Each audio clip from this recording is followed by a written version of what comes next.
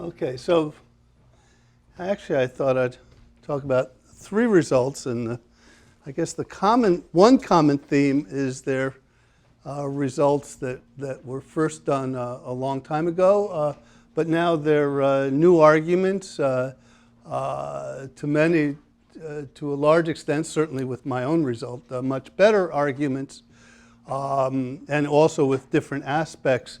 And the first two results have an algorithmic aspect, which is very important. So the first one, I'm bringing Coles to Newcastle and talking about the recent result of Shekhar Lovett and Raghu Meka and Oded Regev. On my own result, sometimes the title of the paper was six standard deviations suffice, and somehow that title stuck. And so that was back a few years ago. It was actually done in 1984. I was at a conference in Vienna on number theory, and I had the very good fortune to go to a very boring talk. And while I was at the talk, I started thinking about the problem. And by the end of the talk, it's just like in the movies, like, you know how in A Beautiful Mind, how they, suddenly Nash sees the answer? Well, once in my lifetime it did happen, and by the end of the talk I had the result. But now it's much better. So you recommend number theory? I recommend going to boring talks, yes, very, very much so. And the other one is by Robin Moser. Now it's a couple of years ago, so Robin was actually, I think, a second-year graduate student when he discovered this. And then Gabor Tardos came in and got another viewpoint, and a lot of other people, including my own postdoc, Wes Pegden, who was Beck's student. So other people have worked on it. And this is a new approach to the Lovász local lemma, which Lotzi had in '75. Another interesting story about that, I heard about this result. Maybe you don't know this story, because I heard about the result. At that time, communication between the United States and Hungary was not so good. I mean, it was the middle of the Cold War. It was like North Korea and South Korea. You really couldn't just send letters. But I did get a letter from János Komlós. And he wrote, and he said, here's this new result by this great young guy named Laszlo Lovász. And that was the first time I heard about it. And he gave the proof, and indeed it was there. So I'll talk about that. And then the third one, the result is by Sumik Pal, excuse my poor pronunciation of Indian names, who's a junior faculty at, assistant professor, I believe, at University of Washington.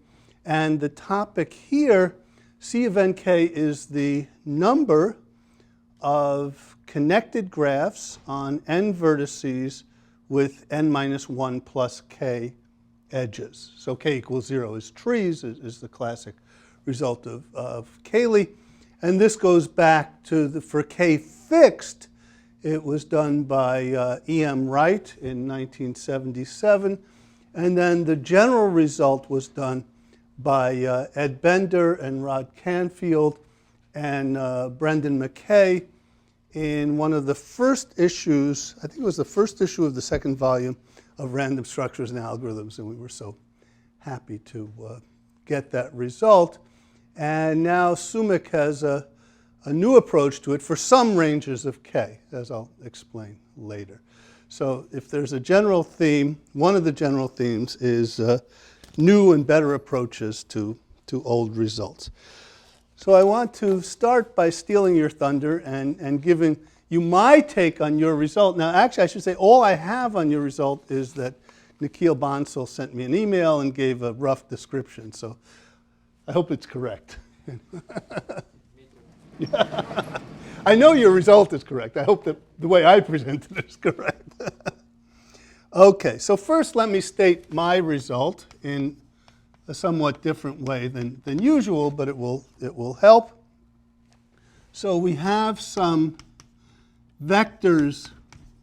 We have n vectors in n space, and all of the coordinates are at most 1. The L infinity norm is at most 1.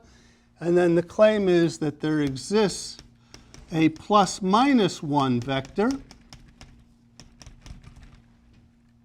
such that if you take its dot so that it's you might say nearly orthogonal or close to orthogonal. Well, anyway, here it is, that the dot products in absolute value are less than or equal to 6 squared of n. And the crucial thing is for all of the n vectors, not just 99.99%, which would be easy. We can get 99.99% by taking a random plus minus 1 vector, and then the dot product will be a Gaussian with standard deviation root n. So the chance of being 6 standard deviations off the mean is like, I don't know, 1 in a million or something like that.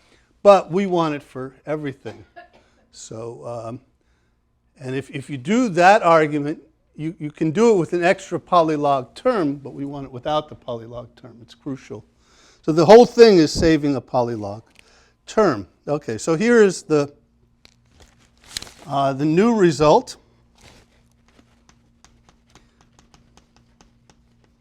I shouldn't say et al. When you're in the audience. So.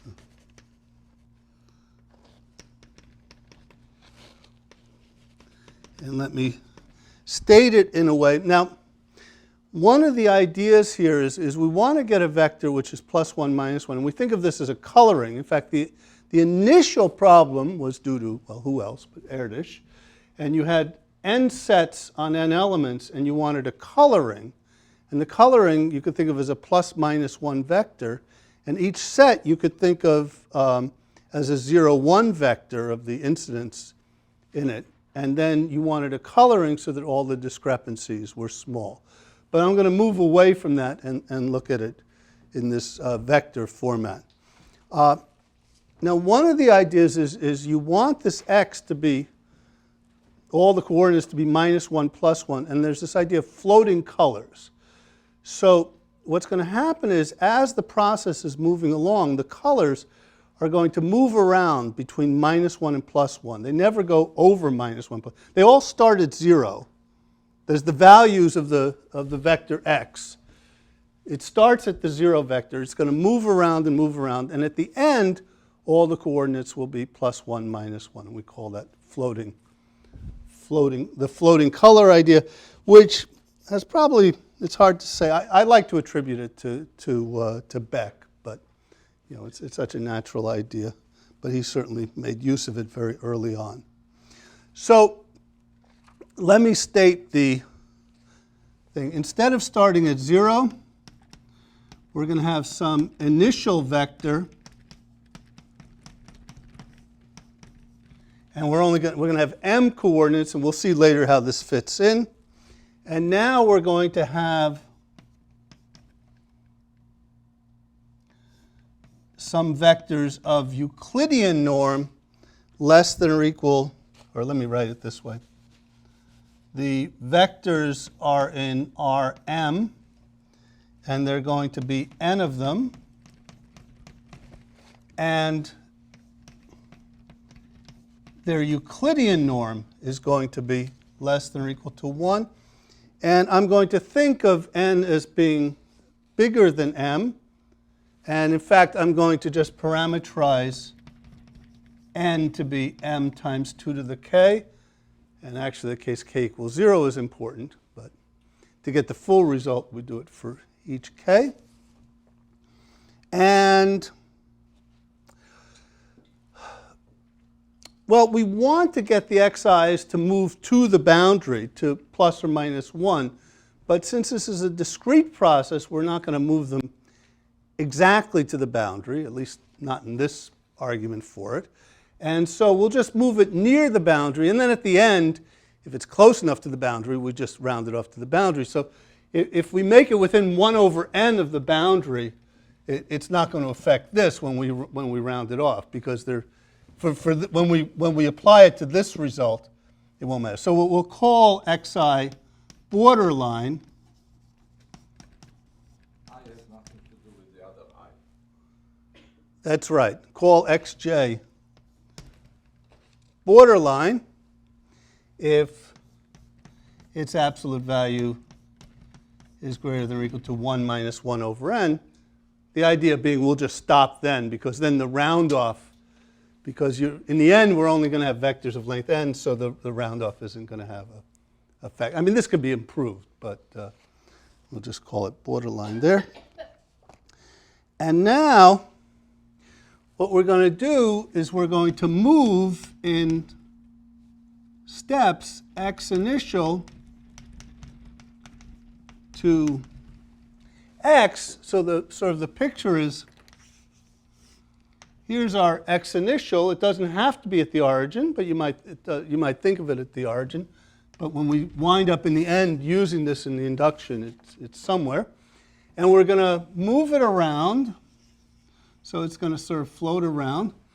And what's going to happen is, and now as we're moving it, so we think of x at various times, x is sort of moving around. And the ith error is the dot product of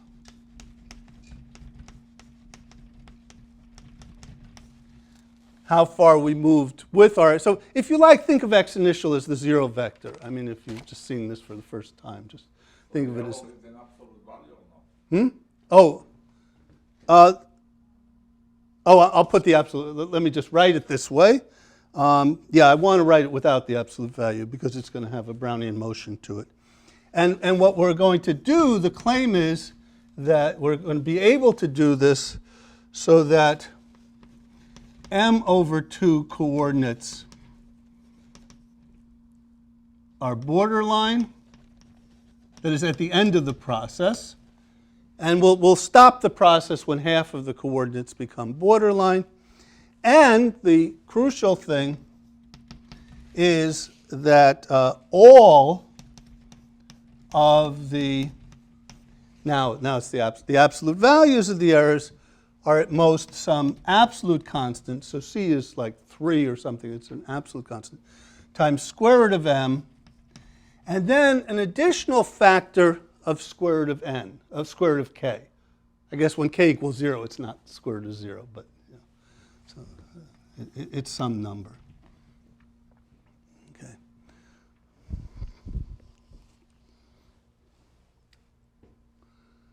So what we're doing here is, all right, now let me jump to the end and see how you put this, given this result, how you get this result, because it's just in stages.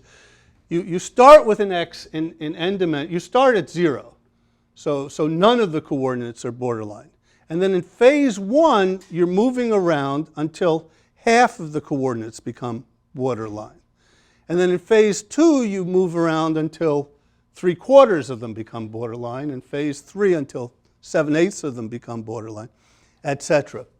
Now, what this says, now,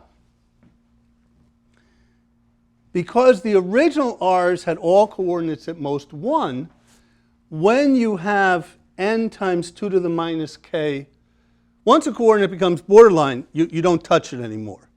So if you're down to, say, n over 8 coordinates that are non-borderline, you're now in n over 8 space. So m space, m is n over 8. And now you're going to use this, you're going to move along until half of those coordinates become borderline. So you start with n over 8 coordinates, but you still have n vectors. You still have n vectors, that's important. You have n over 8 coordinates, and you move them around until half of them become borderline. And that stops this phase. So if we have this result, in phase 1, we move it so that all of the errors are at most this absolute constant times square root of n times, say, 1. It's not square root of 0, it's 1. But then the second time we do it, that is to go from n over 2 coordinates borderline to n over 4 coordinates borderline, this m is now n over 2. So we gained a factor of square root of 2, and we lost a factor of square root of k. But notice this is a logarithmic factor in n over m. So if m, you can't see it at k equals 2, but when k equals 50, when you have n times 2 to the minus 50 things, in that phase, you're gaining 2 to the minus 25 here, and you're losing a factor of square root of 50. So what happens is the infinite sum converges, and you wind up that the total error. So this is the algorithm is in phases. Phase 1 until half of them are borderline. Phase 2 until, let's say, a quarter of them are not borderline. Phase 3 until an eighth of them are not borderline. And in each phase, it's like it's the square root. The errors that you get are like the square root, except that there's this extra factor, but it's negligible compared to this. So if it was only the square root, you'd have a geometric series summing the errors, but it's still a convergence series, and that's it. All right.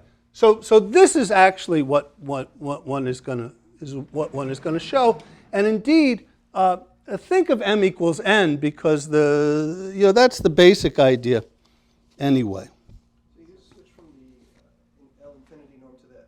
Yes, Norm. just at this point. Yeah. I'm sorry. Thank you. Good point. Right. Now, interestingly, here to show this result, we might as well. We actually could consider them as unit vectors. The square root of m doesn't come in. So when we state this, dividing by square root of m. So we can think of this result as saying that you have n unit vectors in the Euclidean norm, and this becomes a constant. This goes away, and this is like a square root is a square root of k term, So you can certainly think of it that way, but I'd rather leave it in this form. But thank you for the correction. All right, now let me give the idea of it. How you're going to move x around. You're going to move x around with Brownian motion, except it's a restricted Brownian motion. Once a coordinate becomes borderline, it's frozen, and you're not allowed to change that coordinate. But the key thing, as I see it, is this. Let me back up. The whole problem is outliers. This is really a problem about outliers because most of the dot products are going to be pretty good because you've got some kind of Gaussian tail. Again, think of m equals n for the rest of the talk. It's just, so, I mean, most of the time you're not going to be with outside of 6 root n, but you're going to get some outliers. And the key thing is this. As you're moving around, you look at these errors so you look at these errors, and if the errors start to get big, in fact, the way I'm going to show it, I'm just going to take the top few errors, and I'm going to freeze those errors. So let me show you how I do it, or not me, it's them, how they do it. Okay. So what I want to do is to move in a small step. I mean, I think of it as Brownian motion, but it's really, it's a discrete algorithm in this way. And here's the restriction on y.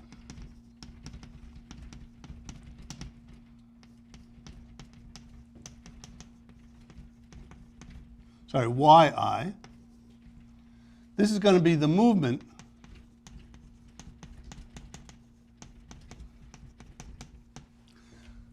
the first one, once an xi gets to the border, we just freeze it. But then the second one is the key.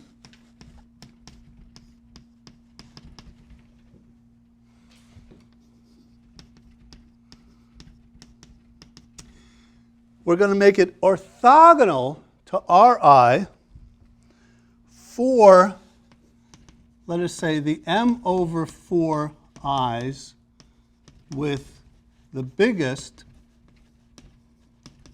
current errors. Current errors. So the error is changing in time. And we restart the phase. So here we're just doing, and again, just think of m equals n. We're just floating around. And so m equals n, and when something reaches the border, we freeze it, but we're going to stop this whole phase when half of them reach the border. So at most m over 2, that's at most m over 2 conditions. And at any time, and which ones these are going to change, and this is the absolutely critical thing. We're going to take the RIs that are the most dangerous, if you like, the m over 4 of them that are the most dangerous, and we're going to insist that those errors not change by insisting that where we move is orthogonal to the RI. Our movement, our delta x, is going to be orthogonal. Now that's a total of at most 3m over 4 conditions, so we still have a lot of space. So what happens is let V be the so these conditions here give a linear, they're both linear conditions, and they give a space V. And the dimension of V, we haven't lost too much. I mean, constant factors are all right. We're not too. So V, in our restriction, instead of doing our Brownian motion in dimension m, we're doing it in dimension m over 4. Now, what do I mean by Brownian motion? Because we make this a discrete discrete space. Yeah. M over 4 or 3m over 4? Hmm? Is it m over 4 or 3m? Yeah, that's what they meant. No, after V is. Oh, V is what's allowed. These are the restrictions. Sorry. So it's m over 4 dimensions that are lost because of the restrictions, and m over 2 might be lost because of the borderline element. Exactly. That's exactly. The beginning is 3m over 4, but at the end it's only m over 4. Yeah, there's at least m over 4. Yeah. Right. So we still have, so V is what's allowable, not what's restricted, the orthogonal space. So we've still got a lot of space. And now, when I say Brownian motion, let's just put a Gaussian on V. So we put a Gaussian distribution on V, and I'm just going to normalize it in this way. That is, if V has dimension S, you just take an orthonormal basis, and then each coordinate is standard Gaussian, but then you divide by square root of S. So there's just a standard Gaussian. And now, so I just want to have some normalization here, so I'll just take that one. And what happens, so this is our randomness, is in the choice of the Gaussian, the point from the Gaussian distribution. And now let's look at R dot n. This is also Gaussian.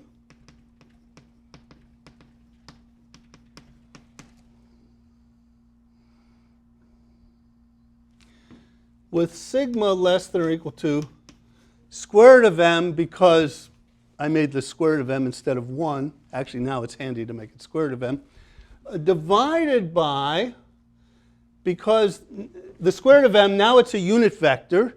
And nice thing about Gaussians is that they're direction independent. So I always have, you don't have to recalculate. Just think of r as being 1 and all zeros.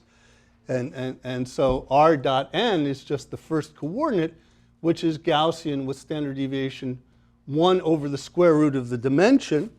So this is square root of m over 4. And the 4 doesn't hurt us very much. It's Gaussian with standard deviation at most 2. So that what's going to happen is that this restriction, I mean, if we really look at the constants, we'd want to tighten it up. And the m over 4 doesn't have to be m over 4. And the phases could be defined differently, but this will be enough for us. So now, what we do is the movement is going to be some small epsilon times this random normal. Now, as epsilon goes to 0, we're approaching, it's like a Brownian motion, except it's a Brownian motion where the space in which you have the Brownian motion keeps changing as the EIs start varying. And think of epsilon as n to the minus 5, but some really small number in terms of the algorithm. But actually, we want to make, for the effectiveness of the algorithm, we'd like to make epsilon as big as possible, and that's an interesting problem. But I think of this as kind of a continuous process, and this is just the discretization. So now we move our ith step, or tth step, is,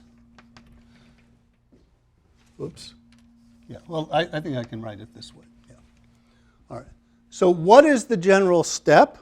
We're at some value of x. We have these linear conditions that create a subspace of dimension at most n over m over 4, at least m over 4, at least m over 4. And then we take a standard Gaussian, given those conditions, and then we multiply it by a small number and just add it. One of the things about the small number is the choice of how small epsilon can be depends on the notion of borderline, because we never want the x's to jump over the border. So again, there's some technical stuff in making the algorithm a lot quicker. The thicker the borderline, the bigger you can make epsilon. So this is an issue. But I'll just think of epsilon as n to the minus 4 for now. Okay. So now what happens, as a continuous process, it's Brownian motion, but in this seminar, would like to have a discrete algorithm for it. So here it is. So what's going on here is that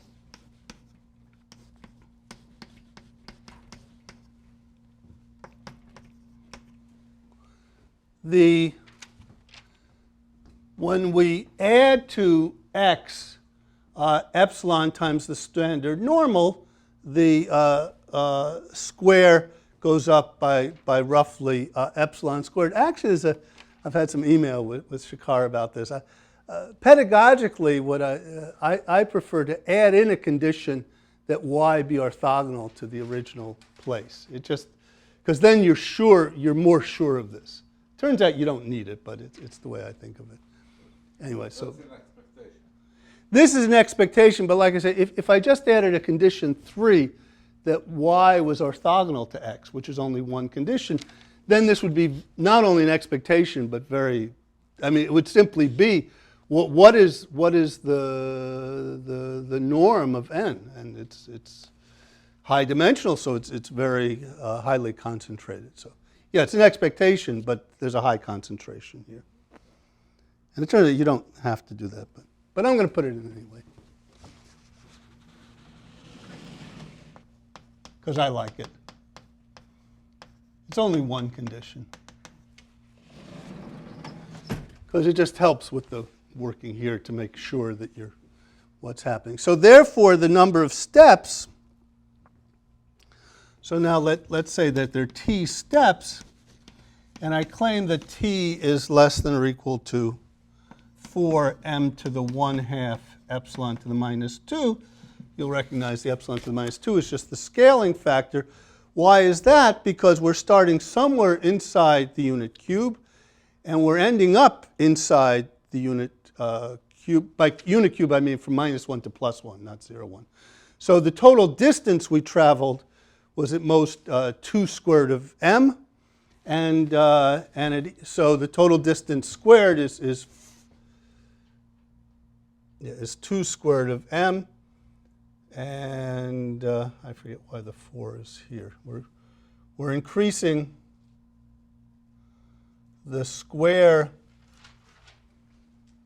We're going by epsilon squared, so the norm squared is going from at least 0 to at most, at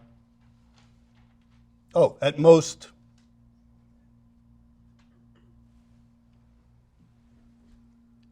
2.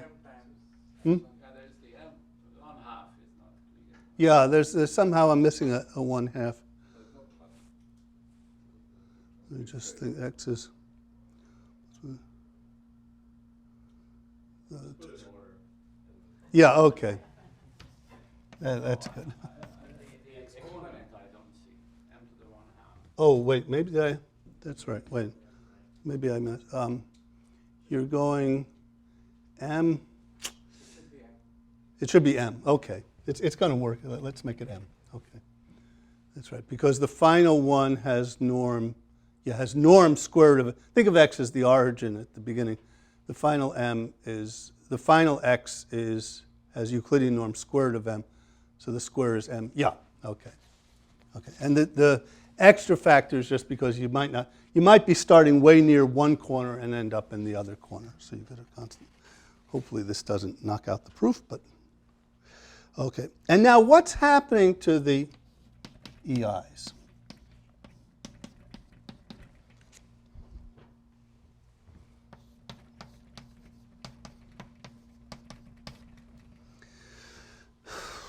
Well, the EIs are bounded to each error. Now, this is why I took off the absolute value signs. I mean, the error is moving by a normal, and the sigma of the normal is bounded by 2 times, is bounded by 2. And so the sigma is like 2 epsilon. Actually, it's a martingale because that's an upper, think of it as a martingale. If you look at how the EIs are moving, they're like a martingale, and at each stage, there's a Gaussian move, including with sigma 0 if it's frozen. So it's making a Gaussian move, and it's bounded by 2 epsilon as its standard deviation. So if we did this to the end, we would say, for a particular I, what is the probability that EI final is greater than or equal to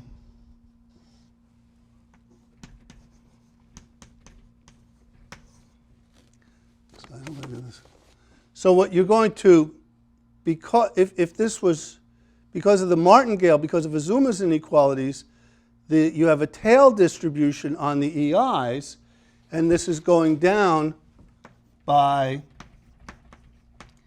e to the minus alpha squared over 2. Now, that by itself, you'd again get the polylog term because you want all of them to be small. But here's the key thing. We're going to set alpha so that this is less than 1 over. So here alpha is like constant square root of k. So alpha is going to infinity, but at this low rate. Now what happens is that the expectation of the number of I that end up being outliers. So this is we're going to want that all of them are less than or equal to this. So the expected number, even one thing more, because it's a martingale, not only EI final, but you could actually say at any particular time. So I can actually say from this the probability that the max over time of EI is greater than Cm to the 1/2 alpha is less than. It's martingale until it stops, right? Hmm? Well, it behaves as martingale until you apply condition 2, right? I mean, it's not martingale forever. It's It is a martingale when you apply, which is condition 2. Once somebody reaches a border, you fix it. That's okay. The EIs are still going by a martingale. If they're frozen, it's a martingale where they're not moving. So it's still a martingale. It's still okay, yeah. So not only the final one, but just a nice technical point. Even in the middle, you could, since this is a martingale, you could say, look at the maximum you ever achieve. And again, the same as this again, you could apply a martingale inequality and say it's less than this. So what's saying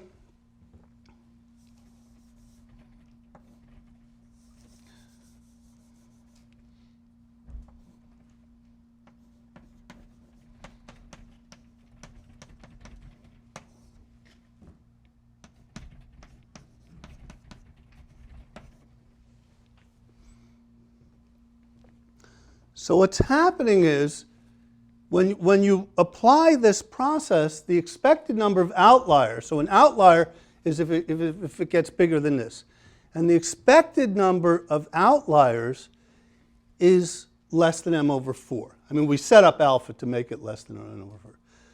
But now, this is the whole point of doing the freezing. We always froze the top m over 4.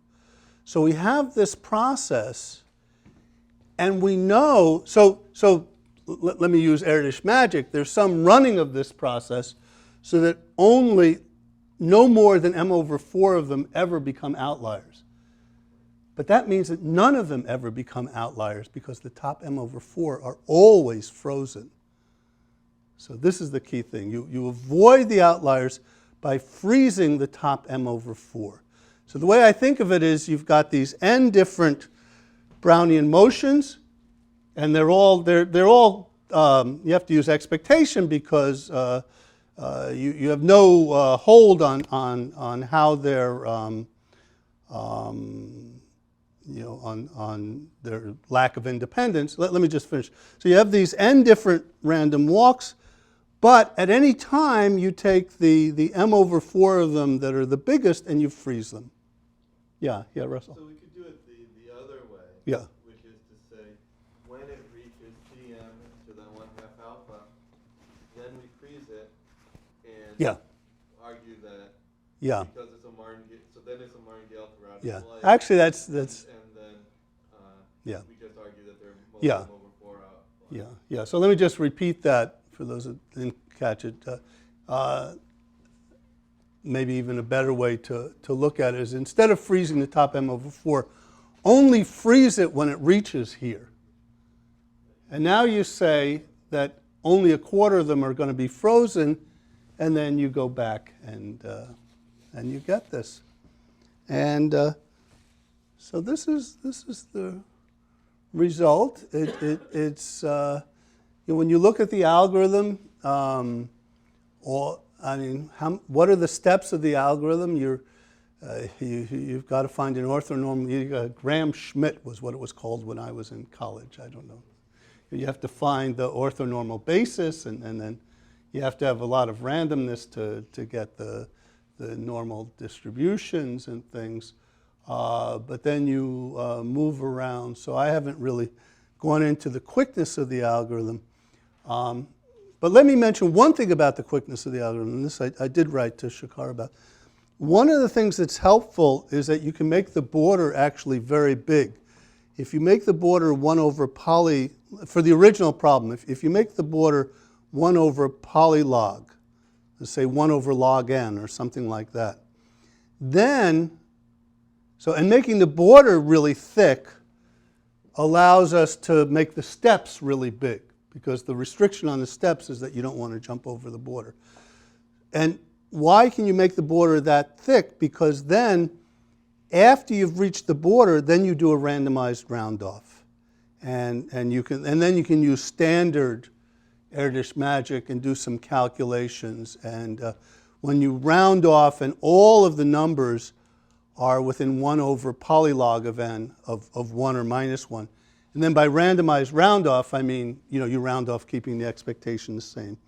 And one can show by elementary methods that works. So actually, that's important in terms of efficiency because it allows the epsilon to be much, much bigger.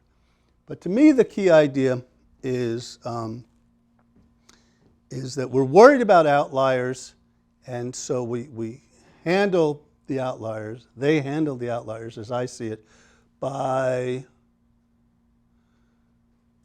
freezing them and just saying, as something is getting bigger, or as Russell would say, when it reaches the dangerous point, then you just freeze it. That becomes a linear condition, and you're not doing that often, So it's having some effect on the constants, but not very much.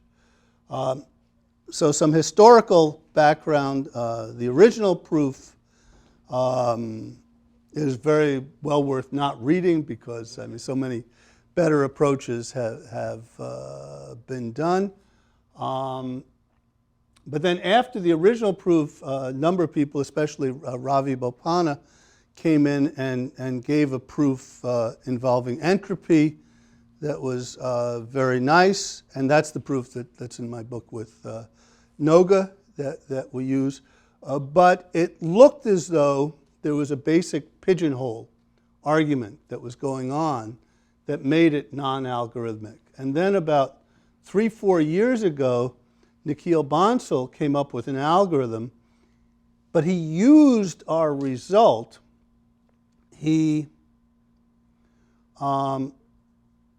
Because he used semi-definite programming, and he created a problem, so I'm not going to give his result method also, but the basic idea was there was a semi-definite program.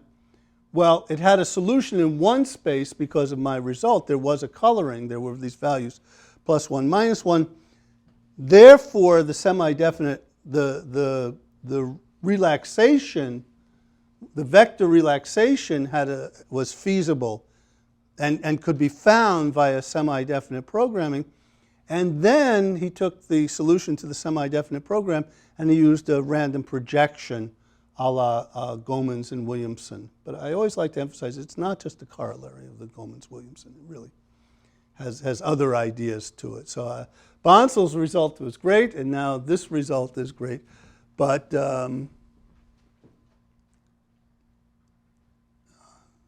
yeah, I used to think, so one anecdote, and then do we usually take breaks in these things? Okay, yes, I think. So let me end this portion with an anecdote, which is, I used to think that I'd get to a certain age, and so let me back up. So for a long time I conjectured, in fact, right from the first time the theorem was, that I was able to show the proof, I conjectured that actually finding the x here would be hard in some sense of hardness. And it seemed like a natural thing to give a hardness result. And I conjectured that from, I would say, 1985 plus epsilon until 2010 minus epsilon, when Bansal proved me wrong. And so the anecdote is that I used to think that you get to a certain age and what can you expect? Well, I thought, well, the best I can hope for is that one of my conjectures would be proven. But I was wrong. And so I'll say to you that it's even better when one of my conjectures is disproven. And that's what happened here. So I think this is a good time to take a break. Really good. So that sounds good. We can stretch out.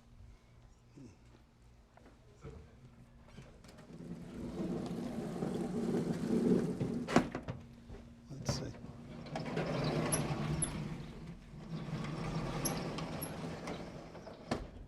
So here's a combinatorial problem that I'll give to those of you that might speak here, which I try to do because I've got a similar not so nice blackboard in my classroom, and that is to give a talk where you use each blackboard exactly once.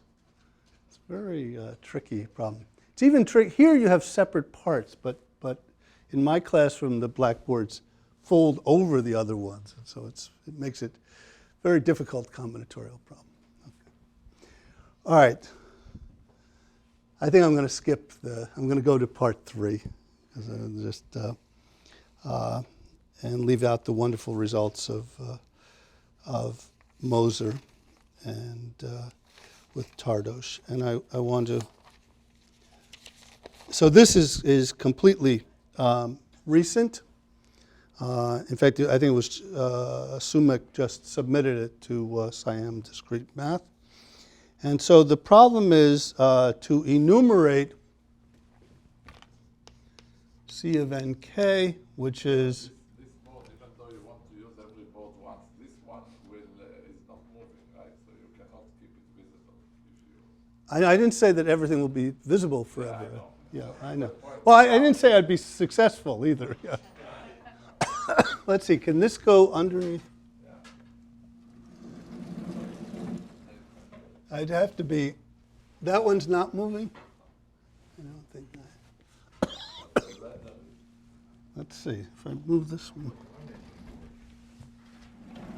Oh, this is good. I can at least go somewhat higher. So C of nk, we're talking about labeled graphs, n vertices, n minus 1 plus k edges, and connected. So the classic case is k equals 0, which is trees. And you two might know somebody that solved the k equals 1 problem. Many people did, but one of them, you may remember, was Alfred Rainey. He actually wrote a paper on counting unicyclic graphs. Very nice. And the general case for k fixed was given by E.M. Wright. And then the general case for all k and n was given by Bender, Canfield, and McKay in 1990. And it used there were some difference equations and then a very tight, careful looking at the errors, and they approximated it by differential equations. And they found the solution. But since then, there have been many, many other solutions. Now, once k gets bigger than n log n, most graphs are connected, so it's just the binomial coefficient. So the hard range is when k is small. And the particular range for Sumic is when k is smaller than square root of n. Actually, in his argument, he gives it square root of n over polylog n, but he told me that he could have handled that by some technical things. You want to approximate this number. You want an asymptotic formula, yeah. So you want, with the constant, you want an asymptotic formula for C of nk where k is in this range. And he'll actually include the case where k is a constant, okay?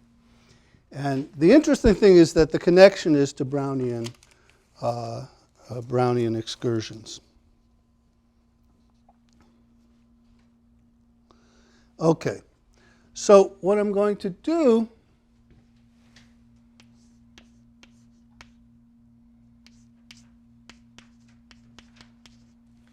is I'm going to, given a graph G, and I'll label the vertices 0 through n minus 1, which will be convenient. And given a graph G that's connected, I'll create the breadth first search tree. Actually, I could use other things, but I just want it to be specific. I could have used depth first search. And also, just for specificity, in breadth first search, when a point is adjacent to a bunch of other points, you put them in numerical order. Now, this is not necessary, but I just want to, so that given a graph, you create the breadth first search tree T, and since the graph is connected, it's going to be successful. So here's I've got all this colored chalk, so I might be able to. Yeah, and I'm always going to start at 0. Yeah. Since it's connected, it's got to work wherever you. But so I'm specifying 0. So let's say here's a breadth first search finds 1, 2, and 4, and then 1 finds nothing. Let's say that n equals 6 here. So 0 finds 1, 2, 4. Then 1 finds nothing, then 2 finds 5, then 4 finds nothing, and then 5 finds 3. And then if you like, 3 finds nothing. And so you get this breadth first search on a graph. And now we're going to describe this with the balls in bins. I'm going to make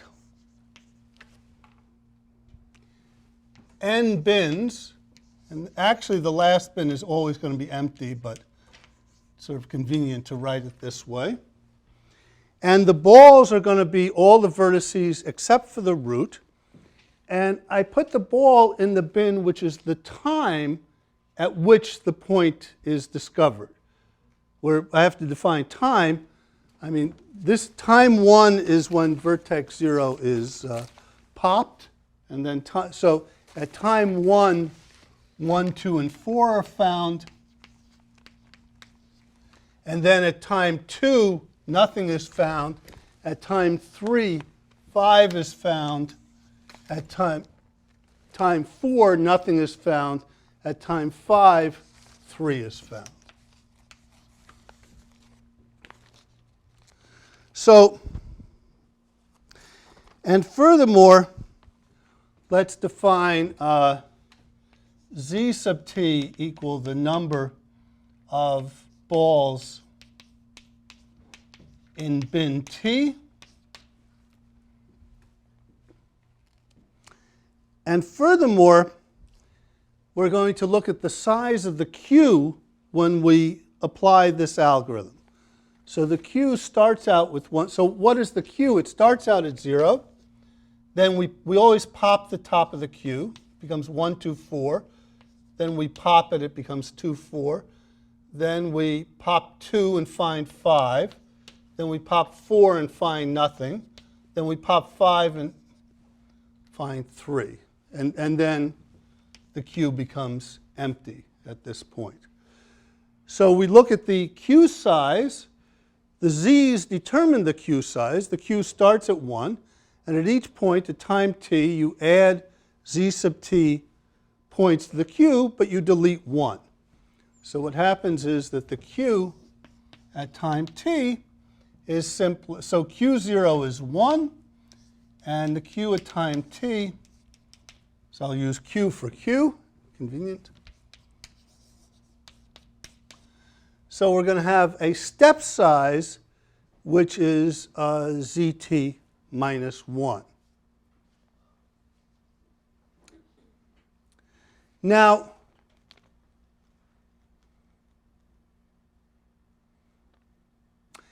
if we look at the fact that there are exactly n minus 1 balls, that means that the sum of the z's is n minus 1, and it means that q sub n is going to be 0. So if we take the condition, so let's call it the bridge condition,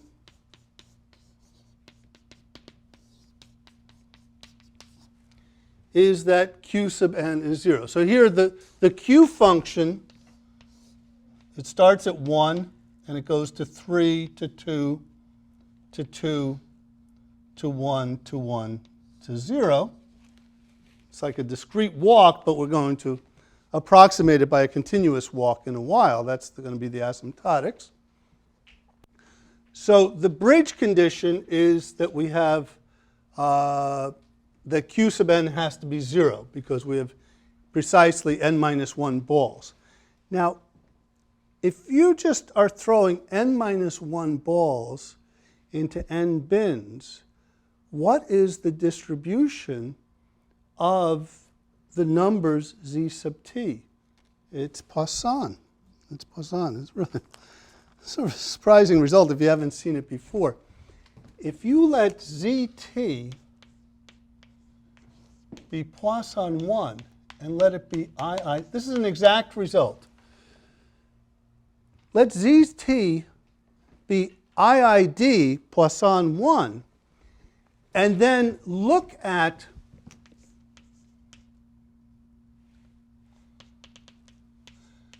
the distribution given the fact of bridge, that is that the sum is, bridge is that here, it's that the sum is exactly t minus 1.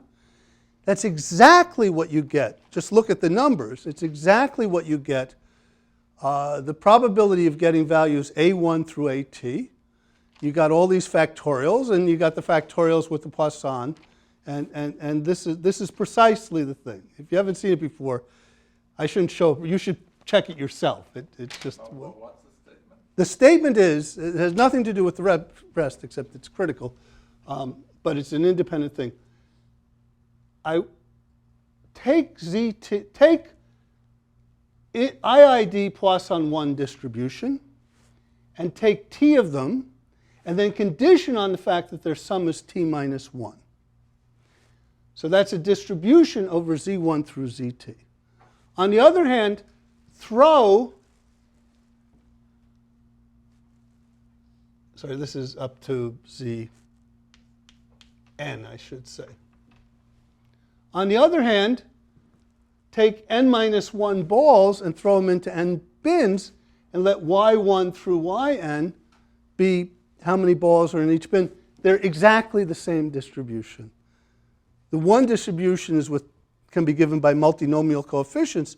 The other is given by products of Poissons, but the Poissons have this factorial in the bottom, comes out exactly the same. So this is just a wonderful fact.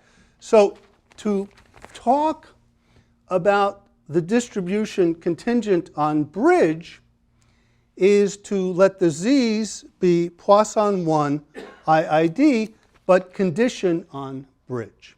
Yeah, but you didn't relate it to the graph or the distribution on this graph at all yet, right? Right, yeah, not yet. In fact, the graph really hasn't appeared. This is more like talking about a random tree for the moment, yeah. In fact, the graph is only going to come in later. Okay. But even here, the sum of any prefixes of the ZT should be... Sorry. The sum of any prefixes of the ZT? Yes. So now the other condition, not all, that's right. So now,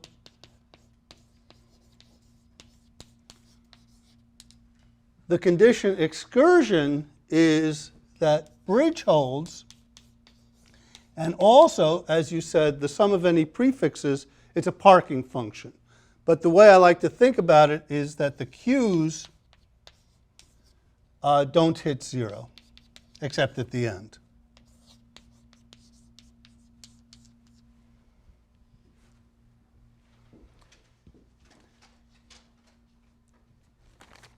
So if you look at a throwing of balls into the bins, first of all, you have to have exactly n minus 1 balls, okay? But then, will there be a tree that gives us the necessary and sufficient condition is that the Q doesn't, what I call early abort, that the Q doesn't reach 0. If the Q ever reaches 0, you can't have all the balls in the second bin, because then the root wouldn't have found anything. It would have been early abort. And this is necessary and sufficient. So this is actually a way of looking at trees. If you want to look at a tree, a random tree on n vertices, first, if you want a particular labeled random tree, you throw the n minus 1 balls into the nth bin, into the n bins. And by the way, excursion implies that this must be empty. So this is just, technically, I just want to keep this bin even though it has to be empty. And then you condition it on excursion, and then you will get a tree. The fact that the Q never reaches 0 is necessary and sufficient for getting a tree. And given a tree, there's a way to place the balls. And given the balls, since we were specific, given the balls satisfying excursion, there's a unique tree.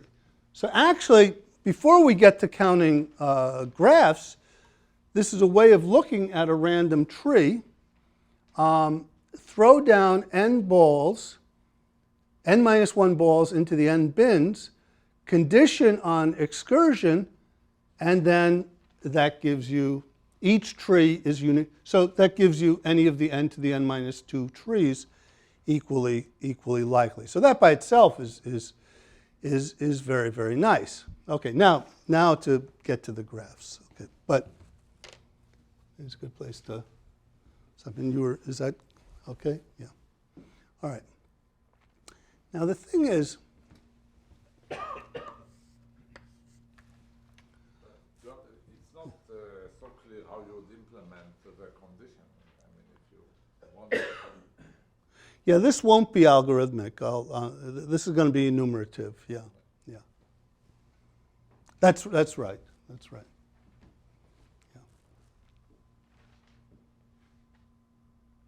Yeah, I mean, there are lots of problems. They're much. If you want to generate a random tree, there are much better ways to do it than this. Much better ways. Yeah, yeah. I mean, they're the. Can you? Well, I'm Dynamic programming. Oh, yeah. Because you only have your current value of Q and your current number of balls left. And then you get a distribution on the next number. Yeah. But given that these, what is that? The sequences. I'm forgetting that. I mean, there are lots of much. If that's all you want to do, this is not suggested as the way to. Proof. That's what proof for code. Yeah. I mean, proof for code is just is the way.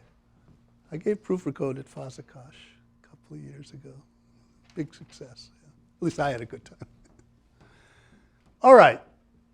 Now, so a random tree connects to take independent Poisson ones and then condition on excursion. And that will give you a random tree. Now, given a graph, we map it into its breadth-first search tree. Now we want to go backwards. Given the tree, what edges can we add back in so that the breadth-first search tree stays the same? Now, if you let's look at this example. The graph couldn't have the vertex, the edge 0, 3, because then 0 would have discovered 3, which it didn't. It can't have 0, 5, but it could have 1, 2. Suppose in the graph 1 and 2 were adjacent. The breadth-first search algorithm would not detect that because when you're doing breadth-first search, you're always looking for new vertices. So you wouldn't detect it. Similarly, 1 would not detect 2. 1 would not detect 4. 2 would not detect 4. And 4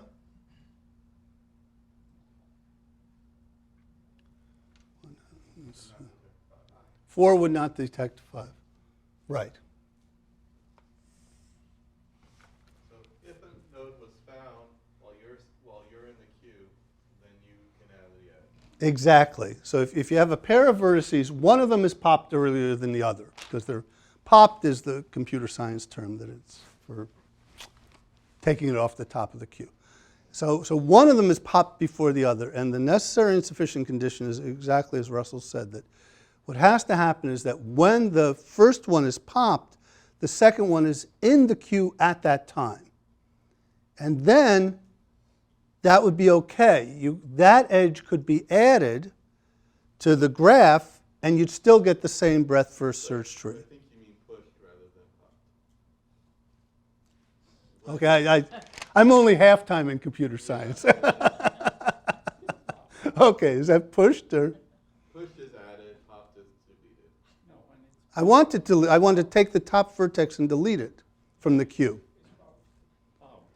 But so like 5 was pushed when 2 was popped. Yeah, well, that's what I mean. Yeah, the first one was, 2 is popped and 5 is pushed, yeah. When you pop, you check all the neighbors and you want to get Right. that when you check neighbors, Yeah. it's already in there. Yeah. So it depends on whether you want to look at the first vertex or the second vertex. I want to look at the first vertex, and that's the one that's popped. Okay. All right. So how many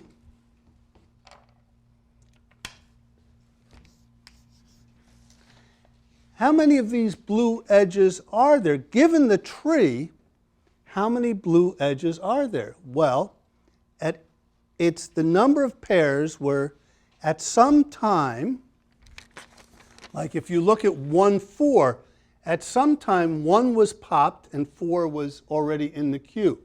So 1 was at the top of the queue and 4 was in the queue. So it's the sum over all vertices. Every vertex is popped at some point. It's the sum over all vertices of, at the time that vertex is popped, the size of the queue minus 1. And the thing is, the sum over all vertices is the sum over all time, because every vertex gets popped. So the result is, all of this is still precise.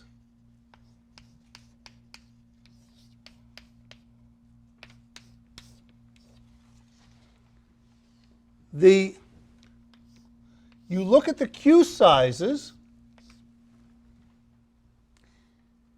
and at each time you look at the queue size minus 1, and that gives you those blue edges, and each blue edge is there exactly once. But since you're summing over each vertex being the first vertex, change it to the sum over time. So what happens is, what can G be? We haven't even, we're about to get to the number of edges, but just which G have the property that they give a given breadth first search tree T? Well, you have, of course you have T because G contains T, and then you've got these M other edges, and you can take any subset of them, and exactly any subset of it. So if you just want to count graphs with a given breadth first search tree, it's just, actually that count would be 2 to the M. You could add any of them. Now what we want to do, so we're about to get to an exact theorem.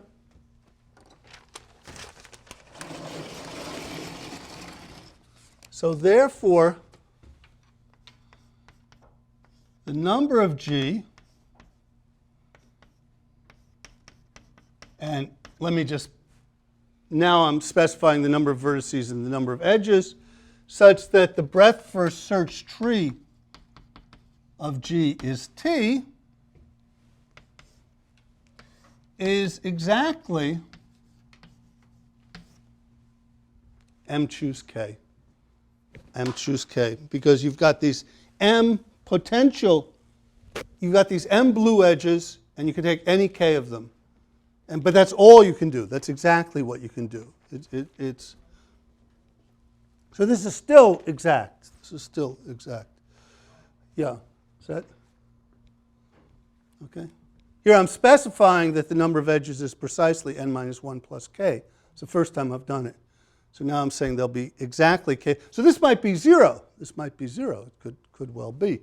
I mean, if the breadth first search tree, for example, is a line, if 0 finds 1, which finds 2, which finds 3, which finds 4, up to finds n, you can't have any other edge there. That's the only, then m is 0. On the other extreme, if 0 is adjacent to everything, then you could add on any number of other edges and you'd still get the graph. Okay, but this is the exact result, and therefore C of nk is the sum over all trees on n vertices of M choose K.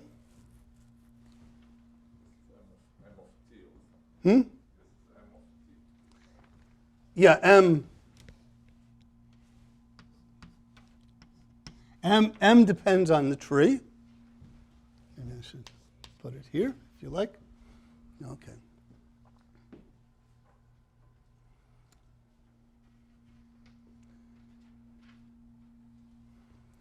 Which is, but what is the distribution of M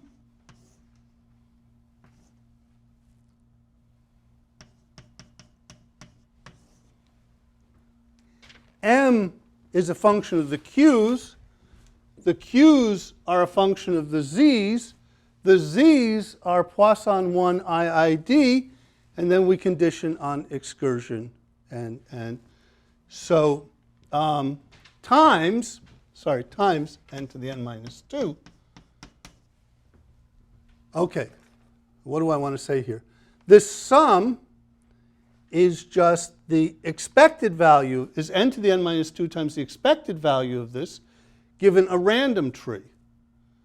But a random tree is just take the z's as Poisson 1 and condition on it being on excursion. And so this is still an exact result. The C of nk is precisely, no approximations yet, we're about to come to them. C of nk is precisely n to the n minus 2 times the expected value of this, where now the distribution, forget about trees, the distribution is that the z's are Poisson 1, and we're conditioning on excursion, and then we define m this way. So, what does this look like? Well, here's the Q graph, and the discrete walk is that we start at 1 and we end at 0, and each step is Poisson 1 minus 1. And we condition on the fact that this walk, so I'm drawing it in a more continuous way, that this walk is an excursion, Now, what does this look like? It looks like Brownian excursion. Now, it's discrete, but it looks like Brownian excursion. You're starting at 1 instead of 0. And what is the scaling? Let's scale this by n in the scaling. So make it from 0 to 1. And then the natural scaling here is by square root of n. And so this just becomes a continuous picture. Well, actually, I drew it as a continuous picture, so it doesn't look very much different, but okay. So if you accept that, then what is the expected value of m choose k?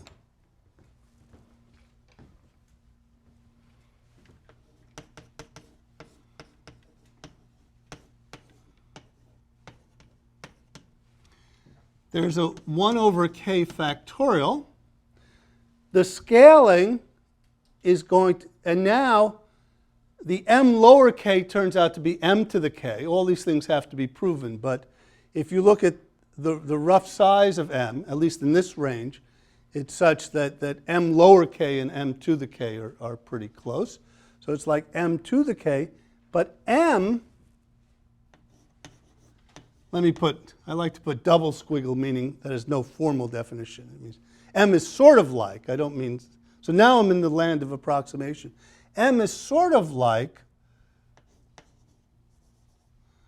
and what is m? M is the area. M is the area. It's the area under this curve. Except that we've scaled by n and n to the 1/2, so it's n to the 3/2 times the area. So m is like n to the 3/2 times, let me call it the scaled version, which is just you scale. It's like n to the 3/2, to the k, n to the 3k over 2. So, no, this is right, n to the 3/2. So m is looking like n to the 3/2, which is the scaling, times, now you have a Brownian excursion, and m is the area under the Brownian excursion, something that has been studied quite a bit. Now, so what you would then like to have, given this, is that this is going to be like n to the 3k over 2, because the m lower k, it's like m to the k. That's not so hard, the technical part. You just bound it from below by m minus k to the k. That part looks hard, but it's not. And then what you have is the kth moment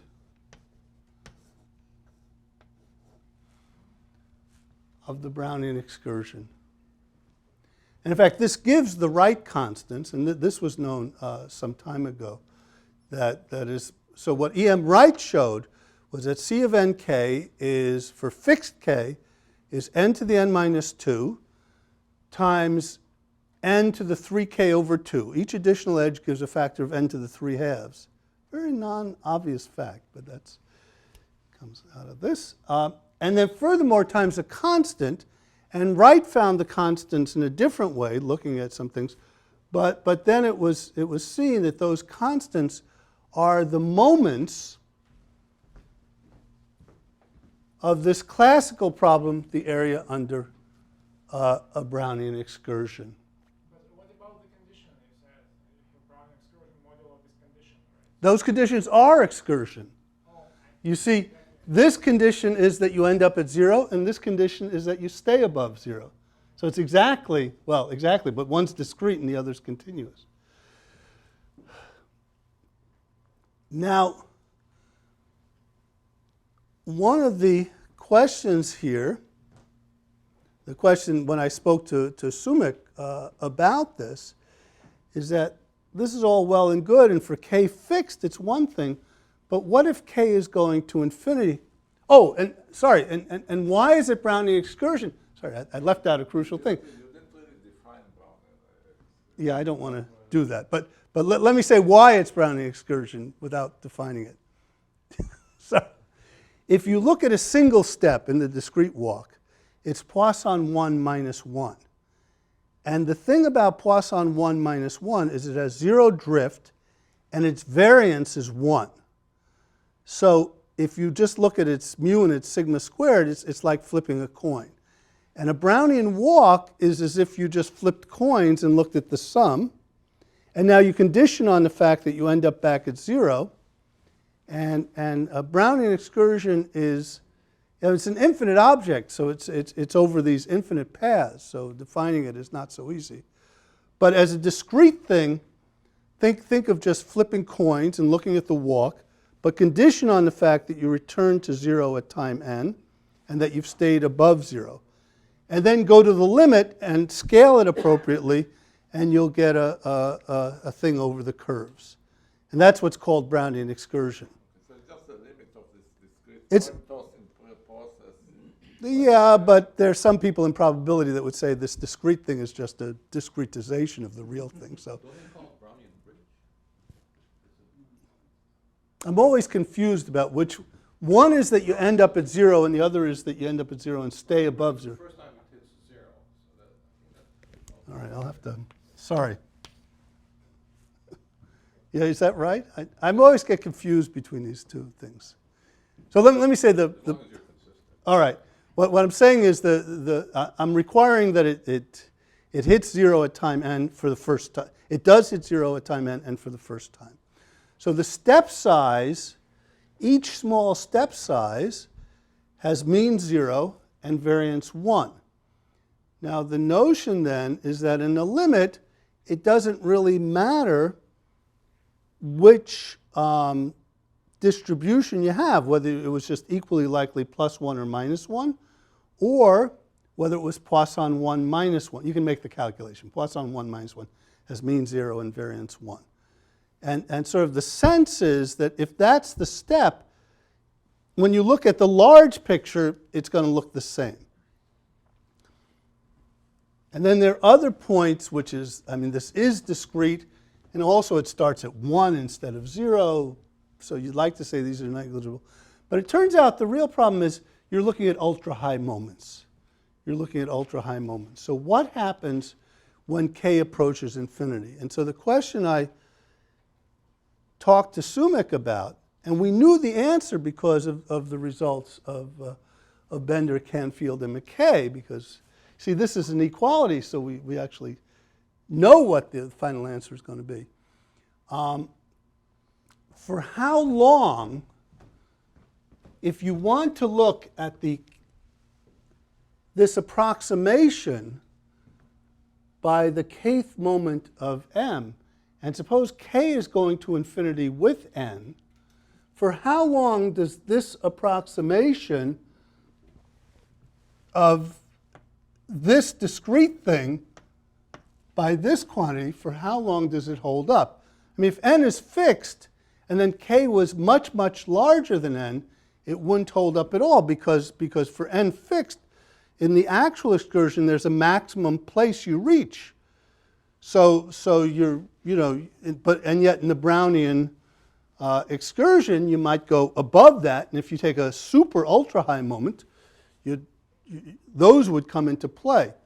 So for how long does it go up? And Sumik, this turned out to be exactly stuff that he looks at, which is to take continuous things like a Brownian excursion and say, you have something that's supposed to approximate it with a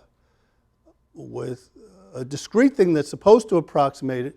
How well does it approximate it, or does it? Here the question is, how high a moment can you have where the moment depends on n so that this approximation is valid? And what he was able to show was that as long as k grows slower than root n, that this approximation of the discrete walk by the Brownian excursion is accurate for this ultra-high moment. Whereas if you take the moment to, once the moment gets up to square root of k, square root of n, new things come in, and it's no longer right. And we knew that was the answer because we knew all the answers before, but what he has done is he's really found a new proof, and to me a very insightful proof, for finding C of nk as long as k and it goes up to root n. Of course, there are other regions and other work has to be done, but that's what he did. So can you explain why root n and what goes into a proof that's up to this? You'll have to invite Sumik to give a talk. Yeah, I couldn't see it. Looking at it, I couldn't see what was going on at square root of n. Well, what is the type of proof that tells you that you are fine up to that? Or up to It's a sophisticated. Yeah. Unfortunately, while I can talk about his result, I can't talk about the way he proved it because this used some real probabilistic things about how you approximate discrete things by. When you approximate discrete things by continuous things, what are the errors? So here, the other one I was able to give the proof. Here I'm able to get right up to the proof, but sorry, I have to leave it to Sumik to explain what the proof is. And the crucial question, why square root of n?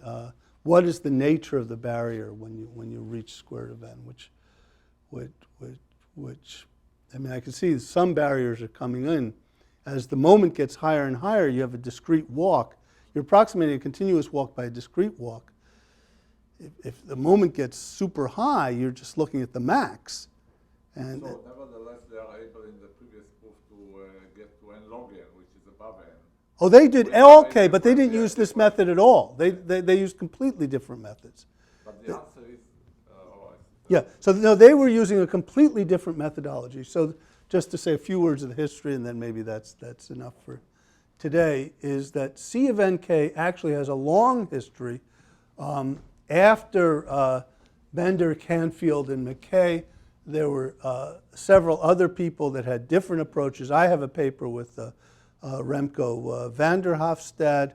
There are results that involve the giant component. There's by Matthias, I forget exactly who. So there have been a number of people that have looked at it, and but this approach, at least for this range, I find particularly compelling. But you're right. I'd like to know it for what's going on at square root of n. Can one give a good explanation, a good probabilistic explanation? Is it the fact that the walk is